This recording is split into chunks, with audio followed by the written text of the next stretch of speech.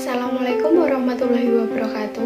Perkenalkan, saya Yutia Ayu Kartika Dewi, NPM 202211098. Di sini saya akan melakukan promosi kesehatan.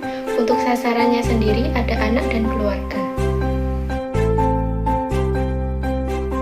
Promosi kesehatannya yaitu tentang asma pada anak. Kemudian, apa saja sih yang akan kita bahas? Yang akan kita bahas adalah 1.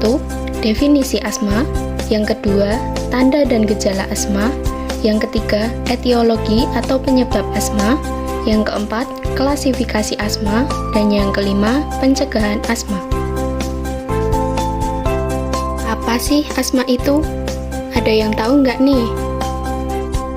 Jadi, asma adalah penyakit gangguan pernafasan yang dapat menyerang anak-anak hingga orang dewasa. Tetapi, penyakit ini lebih banyak terjadi pada anak-anak. Menurut para ahli, prevalensi asma akan terus meningkat. Sekitar 100-150 juta penduduk dunia terserang asma dengan penambahan 180.000 setiap tahunnya. Menurut Darmayanti dan Hapsari 2015. Untuk definisi yang selanjutnya, asma merupakan penyakit kronis yang mengganggu jalan nafas akibat adanya inflamasi atau peradangan dan pembengkakan dinding dalam saluran nafas, sehingga menjadi sangat sensitif terhadap masuknya benda asing yang menimbulkan reaksi berlebihan. Akibatnya, saluran nafas menyempit dan jumlah udara yang masuk dalam paru-paru berkurang. Hal ini menyebabkan timbulnya nafas berbunyi wheezing, batuk-batuk, dada sesak, dan gangguan bernafas terutama pada malam hari dan dini hari, menurut Sudarto 2012. Menurut Sudarto 2012, asma dibagi menjadi dua, yaitu 1. Asma bronkial, 2. Asma kardial. Untuk asma bronkial yaitu asma yang hipersensitif dan hiperaktif terhadap rangsangan dari luar, seperti debu rumah, bulu binatang, asap, dan bahan lain penyebab alergi. Untuk asma kardial yaitu asma yang timbul akibat adanya kelainan jantung, biasanya terjadi pada malam hari, disertai sesak nafas yang hebat. Tanda dan gejala dari asma yaitu 1. Pusing, 2. Sakit kepala, 3. Sesak nafas, 4. Hipoventilasi, yaitu gangguan ketika bernafas terlalu pendek atau terlalu lambat, sehingga pemenuhan oksigen yang dibutuhkan oleh tubuh terjadi sangat lambat. 5. Dyspnea, yaitu sesak nafas, 6. Wheezing, yaitu suara pernafasan berfrekuensi tinggi yang nyaring, 7. Nausea, yaitu rasa tidak nyaman pada perut atau belakang kerongkongan, 8. Kecemasan, yang terakhir atau 9. Kelelahan. Yang selanjutnya, apa saja sih penyebab asma itu? Untuk yang pertama, yaitu kegiatan fisik atau exercise. Olahraga yang berlebihan bisa menjadi penyebab asma. Meskipun olahraga sangat disarankan untuk dilakukan dan baik bagi kesehatan, tapi jika melakukannya secara berlebihan, tentunya akan memberikan dampak negatif bagi kesehatan, yaitu pemicu penyakit asma. Untuk yang kedua, ada kontak dengan alergen. Untuk alergennya sendiri, apa saja sih? Yang pertama ada bulu kucing, yang kedua bulu anjing, dan yang ketiga ada serbuk bunga.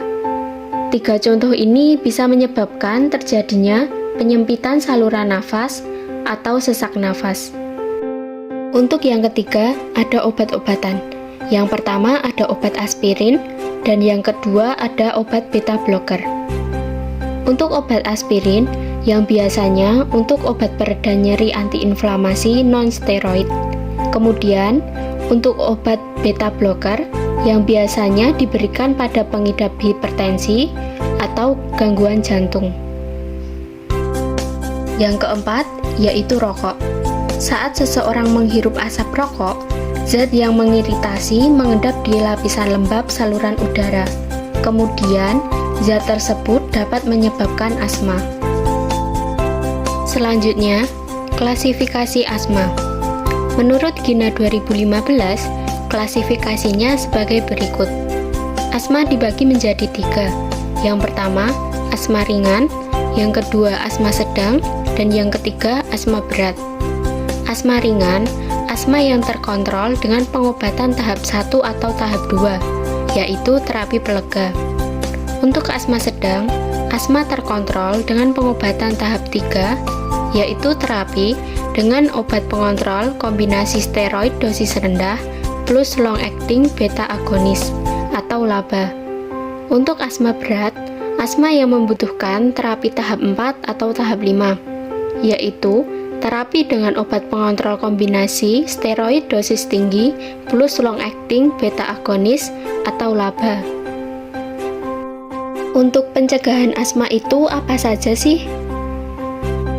Yang pertama, mengenali dan menghindari pemicu asma.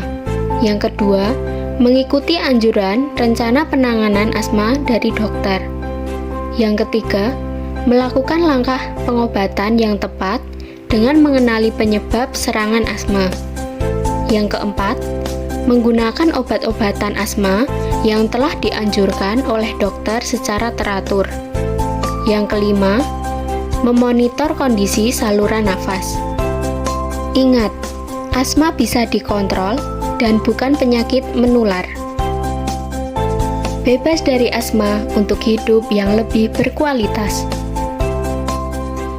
Sekian promosi kesehatan asma pada anak yang saya berikan. Semoga bermanfaat. Ada kurang lebihnya, saya mohon maaf. Wassalamualaikum warahmatullahi wabarakatuh.